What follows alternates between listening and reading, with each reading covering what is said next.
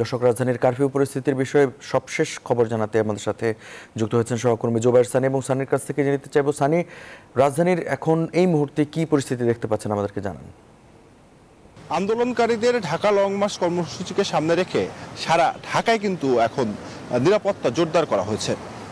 দেখতে পাচ্ছেন যে আমার ঠিক পাশেই চেকপোস্ট বসানো হয়েছে। এমন চেকপোস্ট রয়েছে ঢাকার বিভিন্ন স্থানে, এবং সেখানে যারা প্রবেশ করছেন তাদেরকে কিন্তু আসলে কি কারণে তারা যাতায়াত করছেন, চলাচল করছেন, সেই বিষয়টি আসলে নিশ্চিত হয়ে তারপরে তাদেরকে চলাচল করতে দেওয়া হচ্ছে। এবং সেই সঙ্গে কিন্তু দেখতে পাচ্ছেন যাদের পরিচয় নিয়ে পুলিশের সন্দেহ হচ্ছে তাদেরকে কিন্তু অনেককেই বসিয়ে রাখা হয়েছে, তাদেরকে যেতে দেওয়া হচ্ছে না। এবং আমি শাহবাগ থেকে শুরু করে বিভিন্ন রাস্তায় ঘুরে দেখেছি, এবং সেই সব জায়গায় একই ধরনের কর্মকাণ্ড আইনশৃঙ্খলা বাহিনীর আমরা দেখেছি। এবং সেই সঙ্গে যদি শাহবাগের অবস্থা বলি, শাহবাগকে ঘিরে কিন্তু আসলে একটি নিরাপত্তা বলয় তৈরি করা হয়েছে।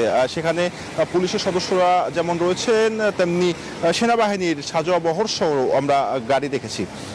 রাস্তায় চলাচল খুবই কম, এবং যারা চলাচল করছেন তারা কিন্তু প্রতিটি মোড়েই আসলে চেকপোস্টের মুখোমুখি হতে হচ্ছে। এবং আমি শহীদ মিনার এলাকাও ঘুরে দেখেছি, সেখানে অল্প কিছু আন্দোলনকারীদের আমি দেখেছি, এবং তারা যেটি বলছেন যে তারা আজকের তাদের যে লং মার্চ কর্মসূচি সেটি কিন্তু তারা সফল করবেন। কিন্তু এখন যে বিষয়টি, যে রাস্তায় কিন্তু আসলে গাড়ি চলাচল একদমই কম, খুব বেশি নেই, কিন্তু যারা চলাচল করছেন তাদেরকে আসলে বিভিন্ন চেকপোস্টে তাদেরকে দেখতে পাচ্ছেন যে তাদেরকে থামানো হচ্ছে, তাদের পরিচয় নিশ্চিত করা হচ্ছে। এবং ঠিক আমার পিছনেই অনেকেই আসলে ফুটপাতে বসিয়ে রাখা হয়েছে, কারণ যাদের পরিচয় নিয়ে পুলিশের সন্দেহ হচ্ছে তাদেরকে কিন্তু এভাবে আসলে যেতে দেয়া হচ্ছে না। তো পুরো রাজধানীর চিত্র যদি বলি, যে পুরো রাজধানী জুড়ে কিন্তু এরকম পুলিশের চেকপোস্ট যেমনি রয়েছে, তেমনি আমরা সেনাবাহিনীর টহল দলকেও দেখেছি, এবং সেই সঙ্গে সেনাবাহিনীর সাজোয়া বহর সেটি আসলে নিরাপত্তা